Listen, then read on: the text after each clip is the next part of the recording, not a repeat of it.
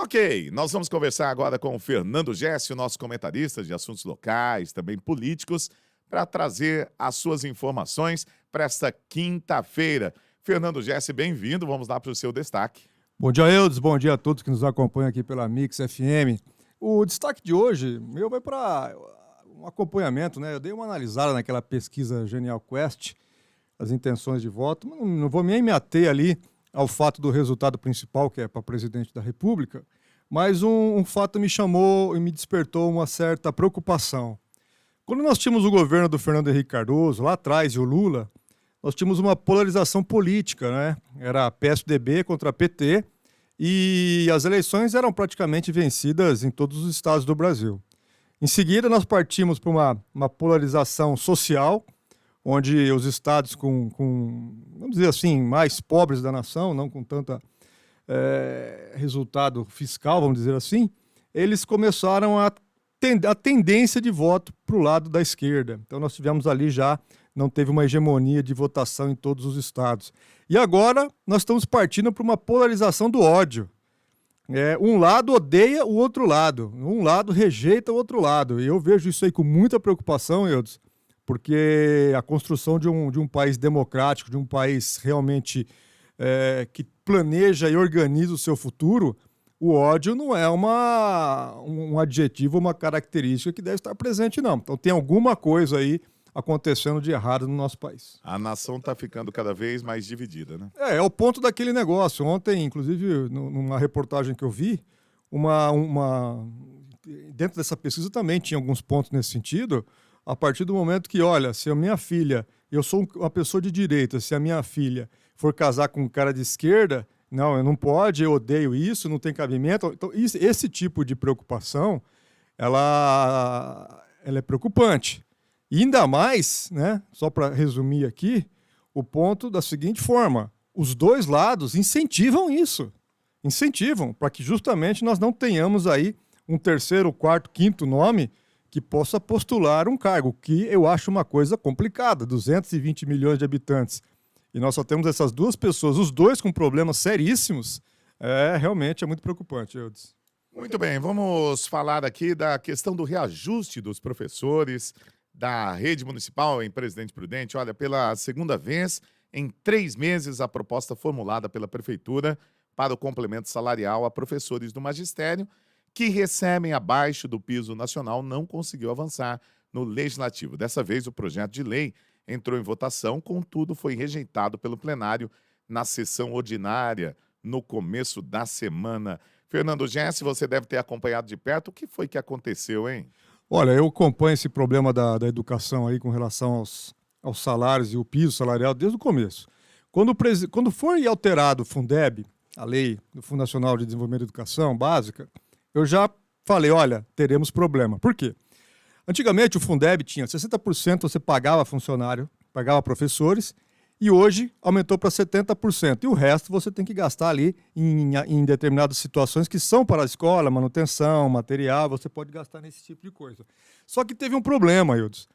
Antigamente o valor do Fundeb, que era para pagar professores, só pagava professores, hoje ele paga todo mundo.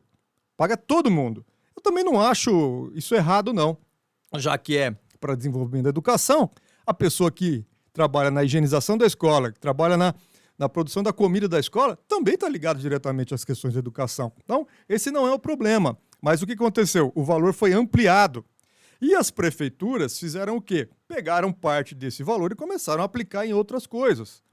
O valor do Fundeb teve um crescimento, aumentou o valor e vem aumentando aí numa proporção, alguns percentuais por ano, até chegar ali a 25%, 27%. Hoje está em 13,5%, 12,5%, alguma coisa assim. Mas essa não é uma verba carimbada que a Prefeitura Justamente. não poderia mexer? Então, mas é aí que está o problema. Quando o presidente determinou o piso para todo mundo, o que, na verdade, ele não determinou nada, ele só regulamentou. O piso já teria que ser sendo pago há muito tempo, isso aí não tem dúvida alguma. O detalhe todo é o seguinte: nós temos um limite prudencial na folha de pagamento. O que é o limite prudencial? Você não pode ultrapassar 54,25%, se eu não me engano. Quando chega nesse ponto, que atinge o limite prudencial, o próprio Tribunal de Contas do Estado começa a emitir alertas para a prefeitura e começa a bloquear uma série de situações que não podem mais serem feitas. Esse limite, caso ele venha a ser infringido, o próprio prefeito entra em crime de responsabilidade fiscal. Então, o que acontece? Às vezes não é questão de querer ou não poder dar o aumento. Eu acho que ele até quer dar esse aumento. Agora, será que esse limite da folha de pagamento não será infringido? Ontem eu conversei com uma professora, ela me passou a situação, que inclusive em documentos ali da prefeitura, dizendo que esse limite, mesmo com o pagamento de colocar todo mundo no piso, não irá ultrapassar o limite da folha de pagamento. Mas nós temos um outro detalhe também. É muito complexo uma análise desse tipo de coisa, por isso que é necessário ter uma transparência. E lá atrás, Eudes, um dos projetos que eu ofereci para a Câmara de Vereadores, que na verdade o projeto entrou por um lado e saiu pelo outro, porque ali na verdade se vier de alguém, naquela época, hoje eu não sei, vier de alguém que tem ali uma vontade de colocar os pratos limpos para que todos vejam, foi um projeto da criação de um portal, tá? Um portal da transparência, mas com indicadores socioeconômicos do município, tá?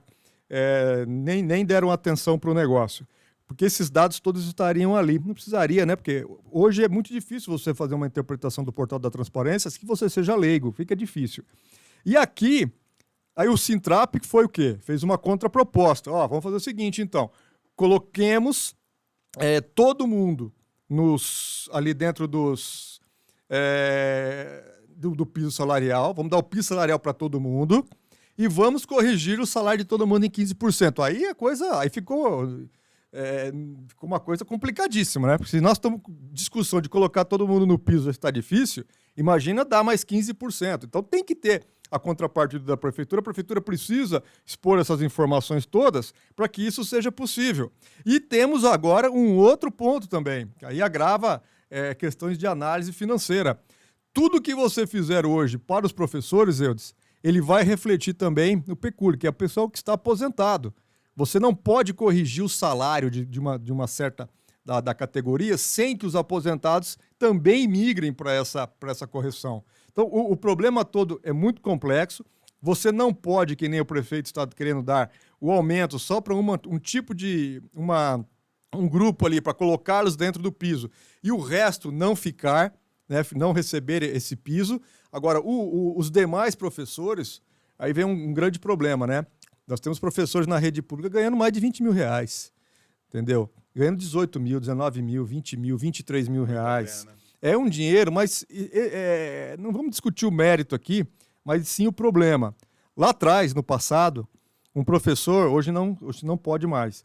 Lá atrás, quando o professor fazia um doutorado, um mestrado, uma pós-graduação, isso aí incorporava valores nos salários deles. Tá? Eles iam subindo, tendo gratificação, aumentando o salário, incorporava.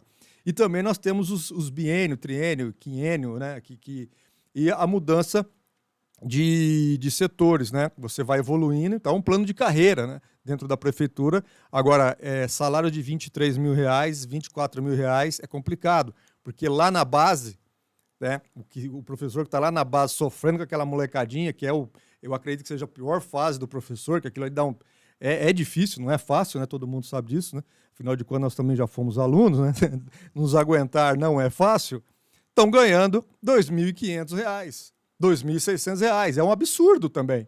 Se nós não valorizarmos os professores, dermos ali um salário digno, um plano de carreira digno... Principalmente esse da base, né? Justamente, principalmente os da base, tá? E evitarmos que outros erros possam acontecer no futuro, a nossa educação será isso que nós estamos vendo. Ou seja, nós acabamos de trocar o 5º ministro da educação. E agora o último está saindo com situação complicadíssima, né? A cada dia que passa, a coisa vai piorando. Ontem, por exemplo, já estão querendo trocar o delegado da Polícia Federal que investiga o caso. Então, é difícil, tá difícil a coisa. E a educação é a única forma transformadora, isso é receita básica, deu certo no mundo inteiro. Todos os países que saíram de uma situação como o Brasil está hoje para situações muito melhores e desenvolvidas usaram a educação como método. Não tem como. Agora nós estamos brigando aqui por quê? Por coisas que não interessam para quase ninguém. Muito bem. Vamos falar de uma coisa que interessa para muita gente, né? Que é a redução do preço dos combustíveis. O governador Rodrigo Garcia anunciou no começo da semana a redução do imposto sobre circulação de mercadorias e serviços, que é o ICMS da gasolina no estado de São Paulo. O índice passou de 25% para 18%.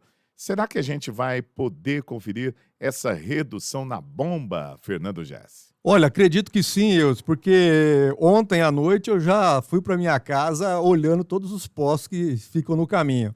E todos eles baixaram o preço da gasolina. Todos baixaram, tá? Uns mais, outros menos, até que por questões de estoques que existem dentro dos seus tanques, alguns baixaram para R$ 6,19.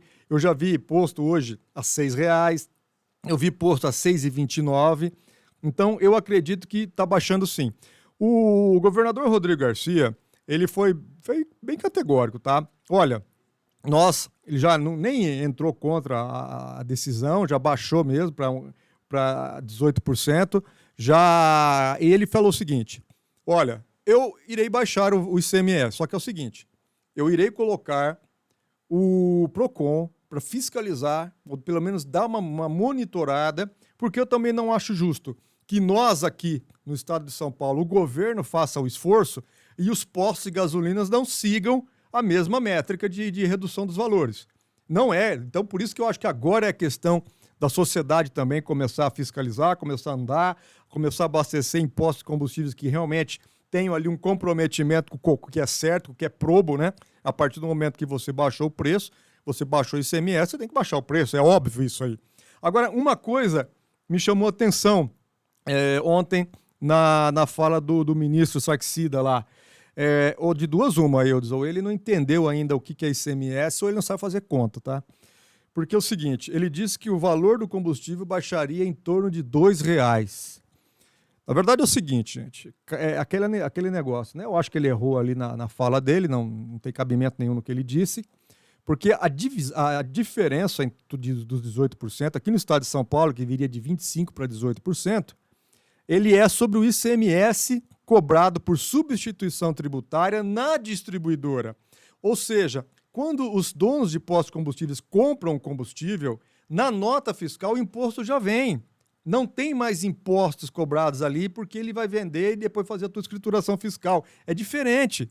No estado de São Paulo, esse valor chegou nessa redução às questões aí de em torno de 50 centavos. Já é alguma coisa? Claro que é alguma coisa. Para quem usa carro todo dia, vai fazer uma certa diferença.